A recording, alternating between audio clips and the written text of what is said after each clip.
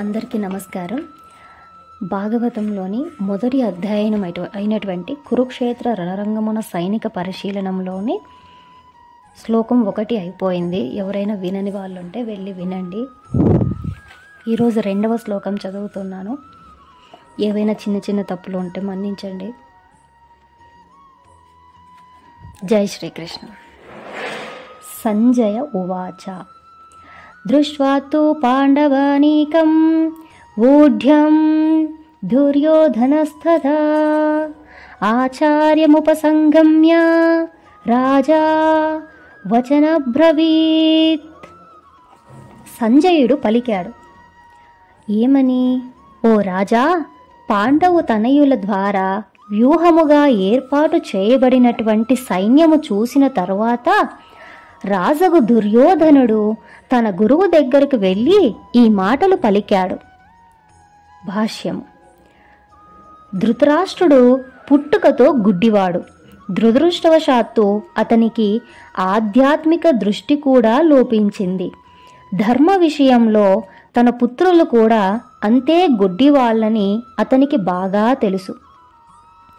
పుట్టుక నుండే దుర్మాత్ములైనటువంటి పాండవులలో ఒకరు ఒక ఒడంబడికడకు ఏనాడు రాలేదని అతడు నిశ్చయం చేసుకున్నాడు. అయినా తీర్థక్షేత్ర ప్రభావము గురించి అతడు సందేహించాడు. యుద్ధ రంగంలోని పరిస్థితిని గురించి అడగడంలో అతని ఆంతర్యార్థాన్ని సంజయుడు అర్థం చేసుకోగలిగాడు. అందుకే నిరాశలో ఉన్నట్టి రాజుకి ఉత్సాహాన్ని కలిగించగోరి సంజయుడు తీర్థక్షేత్ర ప్రభావంతో అతని పుత్రులు ఎటువంటి రాజీకి సిద్ధపడబోరని ఆ విధంగా అవ్యాసం ఇచ్చాడు. పాండవసేన బలాన్ని చూసిన తర్వాత అతని పుత్రుడైన దుర్యోధనుడు నిజస్థితిని తెలియజేయడానికి సేనాధిపతి అయిన ద్రోణాచార్యుని దగ్గరికి వెంటనే వెళ్ళాడని అందుకే సంజయుడు రాజుతో అన్నాడు. దుర్యోధనుడు రాజుగా పేర్కొనబడినప్పటికీ పరిస్థితిని తీవ్రతను బట్టి స్వయంగా సేనాధిపతి దగ్గరికి వెళ్ళవలసి వచ్చింది. అందుకే అతడు రాజకీయవేత్త కావడానికి చక్కగా సరిపోయాడు. కానీ పాండవసేన వ్యూహాన్ని చూసినప్పుడు అతనికి కలిగిన భయాన్ని ఆ రాజనీతి చతురత దాచలేకపోయింది. ఇది శ్లోకం 3. ఎంత చక్కగా ఉందో కదా.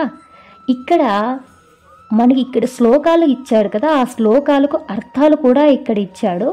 సంజయ ఉవాచ అంటే సంజయుడు పలికాడు, దృష్ట్యా చూసిన తర్వాత, తు కానీ పాండవానీకం పాండవుల సేనను, వ్యూఢం వ్యూహముగా ఏర్పాటు చేయబడినటువంటి, దుర్యోధన రాజగు దుర్యోధనుడు, తదా అప్పుడు, ఆచార్యం గురువు, ఉపసంగమ్య దగ్గరకు వెళ్ళి, రాజు వచనం మాటలు, అబ్రవీత్ అంటే పలికాడు.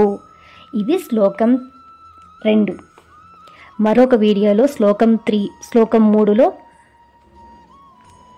3 చదువుతాను. జై శ్రీకృష్ణ. చిన్న చిన్న తప్పులు ఏవైనా ఉంటే క్షమించండి.